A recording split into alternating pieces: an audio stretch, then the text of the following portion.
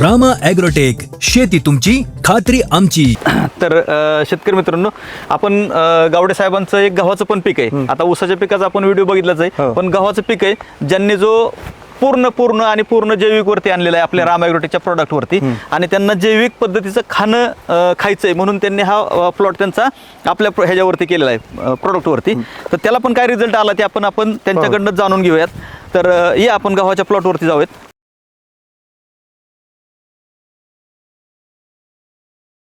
हे गावडे साहेबांच्या गव्हाच्या प्लॉटवरती आलोय. आता हे आपण बघू शकतो गव्हाची कुडी कशी आहे, गहू कसा आलाय तो अगदी सगळा गहू एक समान आलेला आहे. आणि ह्या गव्हाची कुडी जर आपण बघितली, कुडीबद्दल काय सांगाल गावडे साहेब तुम्ही?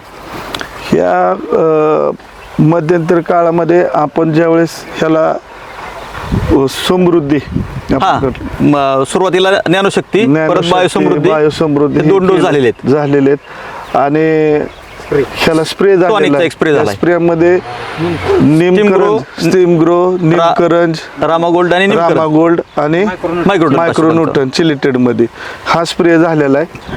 तर ज्यावेळेस अचानक ढगाळ वातावरण यायचं किंवा वातावरणात बदल व्हायचा, तर या ठिकाणी ज्यावेळेस आम्ही निमकरंज हे औषध वापरलं त्याने इतका रिझल्ट बाहेर आला की एक ह्याचं पान तुम्हाला जर पिवळं दिसलं तर कुठेही सांगा, अजिबात एक पान ह्याचं पिवळं नाही. त्याचं कारण असं आहे की निमकरंज जे औषध आहे ते माव्यासाठी स्पेशल आहे किंवा तांबेऱ्यासाठी स्पेशल आहे.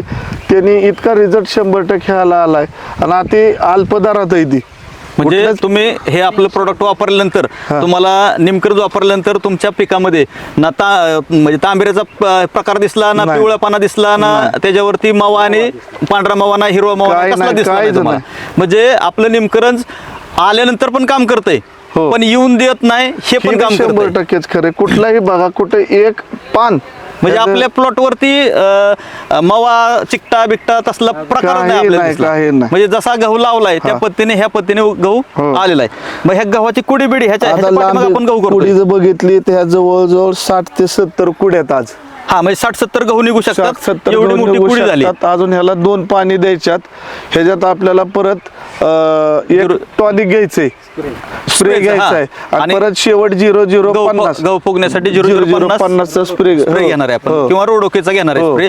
हे घेतल्यानंतर तुमच्या गव्हातला जो गव्हाचा दाना आहे तो मात्र असा टप्पुरा चांगला बनलेला दिसेल. ह्या गव्हाच्या रिझल्ट बघून तुम्ही शेतकऱ्यांना काय सांगू शकता की गव्हासाठी हे जैविक, आता हे काय होते, सगळी लोक रासायनिक वापरतात, रासायनिक स्वतः बी खातात आणि रासायनिक दुनियेला पण खायला घालतात.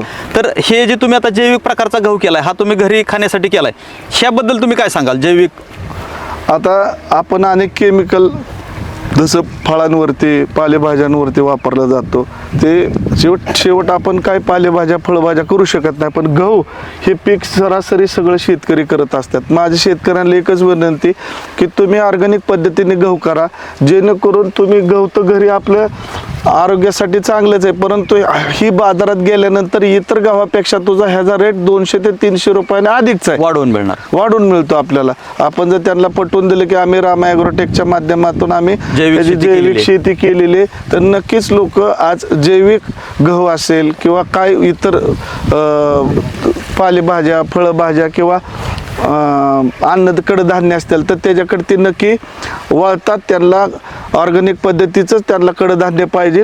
आणि नक्कीच आमच्या ज्यावेळेस मार्केटला हा गहू जाईल, ह्या गव्हाला नक्कीच इतर गव्हांपेक्षा 300 ते 400 रुपयाने अधिकचा दर मिळालेला असेल ना, 100% खात्री तो मिळणारच आहे आम्हाला.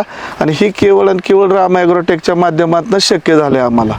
एवढंच आम्हाला सांगायचं. बघा शेतकरी मित्रांनो, गावडे साहेबांचं सांगणं आहे की जर रासायनिकला बगल देऊन जर तुम्ही जैविक शेतीकडे वळत असाल आणि जैविक शेती केली तर आपली शेती पण वाचू शकते, आपली माती पण वाचू शकते. आणि ह्याच्यामध्ये आपण जे उत्पादन काढतोय ते विषमुक्त अन्न आपण ज्याला म्हणतो, की जे रासायनिकमुळं आत्ताच्या आरोग्यावरती फार घातक प्रकारचं ते आहे. पण ते जर आपल्याला डावलायचं असेल आणि हे करायचं असेल तर तुम्हाला रामा ॲग्रोटेकच्या जैविक प्रॉडक्टची खरंच गरज आहे. आणि ही गरज ओळखून रामा ॲग्रोटेकने तुमच्या शेतामध्ये कमी खर्चामध्ये जास्त उत्पादन कसं निघेल ह्याच्यासाठी जो प्रयत्न केलाय तो प्रयत्न 100% बरोबर आहे. 100% बरोबर आहे. काय म्हणजे रामा ॲग्रोटेक सांगतं की शेती तुमची खात्री आमची, खात्री त्यांची, ह्या म्हणण्याप्रमाणे 100% बरोबर आहे. म्हणजे आमचं म्हणणं असतं लोकांना की बाबा लोकांची 20 एकर 30 एकर शेती असू द्या, फक्त एका एकराला आमचं प्रोडक्ट वापरा. त्याला जर तुम्हाला रिझल्ट आला तरच परत आमचं प्रोडक्ट नंतर वापरा. आता तुम्हाला तुमचं क्षेत्र किती आहे? आमचं क्षेत्र सगळं 40-45 40-45 एकर. भगत साहेबांनी तुम्हाला सगळ्या एकराला घ्या म्हणून सांगितलं का? नाही फक्त सुरुवातीला ट्रायल वारे वापरा म्हणले आणि ट्रायल वारे वापरल्यानंतर मग ते आमच्या लक्षात आलं शेवट की रिझल्ट दिसतो, ग्रोथ दिसते, फुटव्यांची ऊसाची संख्या दिसते किंवा गव्हाची लगेच त्याचा रिझल्ट दिसतो. ती झाल्यानंतर आम्ही म्हणलं मग ह्यात आणखी कुठलं स्प्रे वापरायचा, आणखी काय. मग ती म्हणले आम्ही शेतामध्ये येतो.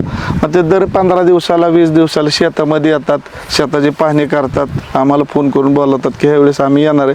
स्वतः येऊन ते पाहणी करून मग आपल्याला बाबा ह्या पद्धतीने पुढचं औषध ही देतात की ह्याच्यामुळं तुमची ऊसाची जाडी वाढेल, उंची वाढेल, पेऱ्यांमधलं अंतर वाढेल, फुटव्यांची संख्या मेंटेन होईल. अशा पद्धतीने त्यांचं चालेल. नक्की त्याचा रिझल्ट आहे आम्हाला. तर शेतकरी मित्रांनो, आता आम्ही 20 एकर ऊसाला आणि 5-6 एकर गहू आहे, त्या गव्हाला आता आम्ही सध्या प्रोडक्ट वापरतोय, मकाला प्रोडक्ट वापरतोय.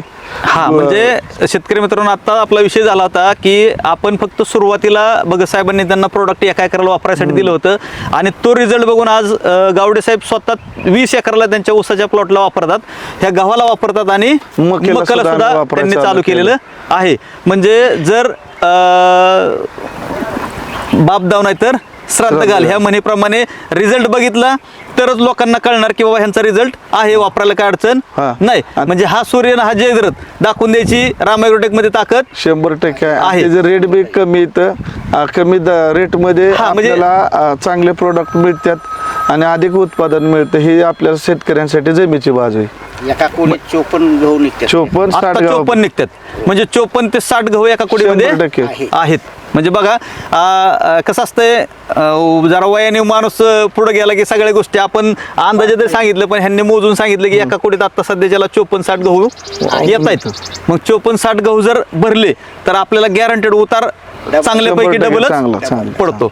आणि आता सध्याच्याला वातावरणानुसार बघितलं तर आता वातावरण म्हणजे थंडीचे दिवस चांगले होते, त्याच्यामुळे सगळ्यांचे गहू चांगलेत. गव्हामध्ये कोणाचाच ही नाही, परंतु त्यातले त्यात आपल्या गव्हामध्ये जी कुडी पडली, ही कुडी मात्र 1 नंबरची कुडी दिसते. कारण कुडीला मोठे 57 आणि 60 गहू भरायचं म्हणजे सोपं नाही आताच्या काळामध्ये. कारण शेती करत असताना जर शेतीमध्ये खुरड्यात आला ना गहू, खरं बघायला त्यावेळी खरा बघायला गहू तुम्हाला ही दिसणार. मग ती कुडी ती ही झालेल्या सगळ्या गोष्टी त्यावेळेस लक्षात येतील. तर असो, तुम्ही दिलेल्या ह्या अमूल्य माहितीबद्दल तुमचं पुन्हा एकदा धन्यवाद. रामकृष्ण हरी.